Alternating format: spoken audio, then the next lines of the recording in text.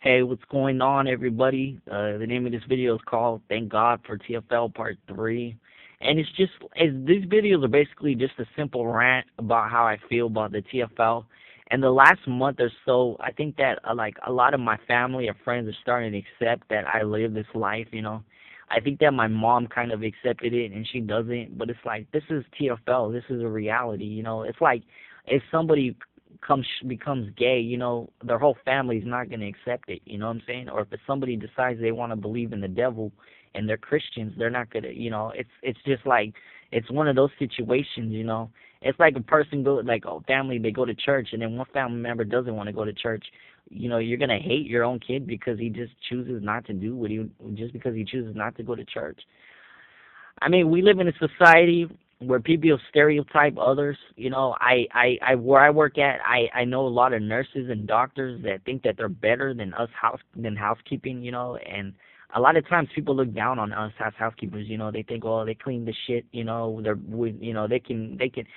can drop our food and our water on the floor, and they'll clean it up. We don't have to clean it up after ourselves.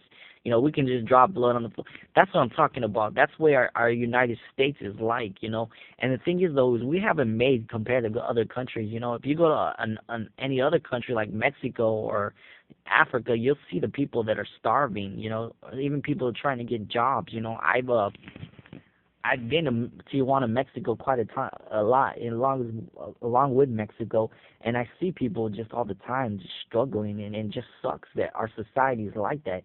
Just like in the dating scene for some guys in the TFL movement, it sucks because so many guys are without women, and there's a lot of good guys I know.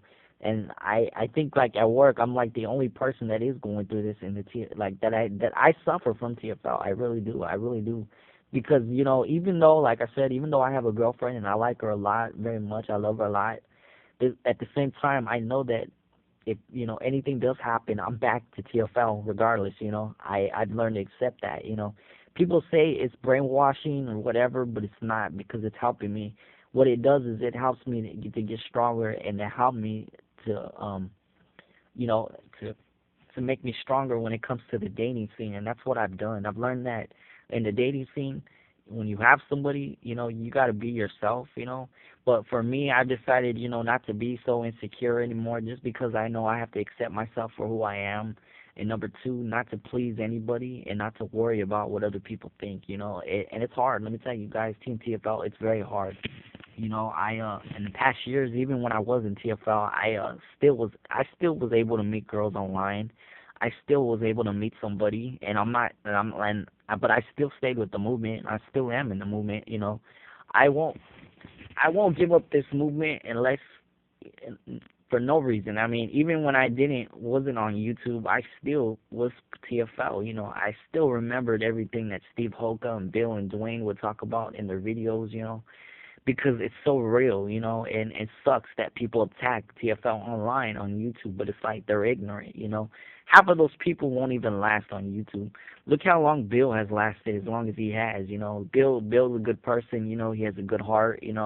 He forgives people. He forgave me, he forgave Steve, he forgave Dwayne a bunch of times, and a bunch of other people. And then in the end, even if something does happen, Bill's still gonna be standing. I mean, the man won't stay down, and you gotta admit that's a good role model right there. I see a lot of pastors, that they step down from churches because it's just too much because of the tithing and giving. But there's one pastor that I had. His name was Brother Walker. He had diabetes, and he was in the and he was almost sick, almost dead.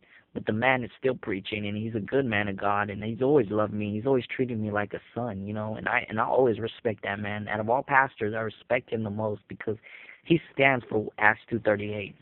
But that's another story. I just thought I'd make these real quick videos. I really am not a perfectionist at these videos because of the fact that I don't really have a computer right now, and this is the best that I really have, a phone.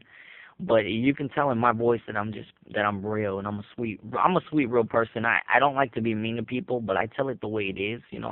That took me a long time to get like that, and people tell me the way it is, and sometimes I don't like it either. But I've learned that that's probably the best way to be. Um, I just want to say thanks, Bill, for the shout out video you made a few weeks ago for me. I think that was really encouraging. what you said is basically, Angel, you just be you and don't find anybody. Don't look for it. You'll meet somebody when you least expect it, and when you do, they're gonna have to accept you. What's crazy is I did meet somebody on Facebook, and it's a girl I've been talking to for a while. It's probably been like, man, at least a year or something like that. And we just started talking and we just got together and it's been good, I mean, we've had our rough times, we've had our ups and downs, but at the same time, at the end of the day, she's still my friend, and it's like she's seen TFL and she accepts it, She may not agree with it, but she accepts it, And it's very hard to find a girl that will accept you for being in TFL. Honestly, let me tell you, it's hard.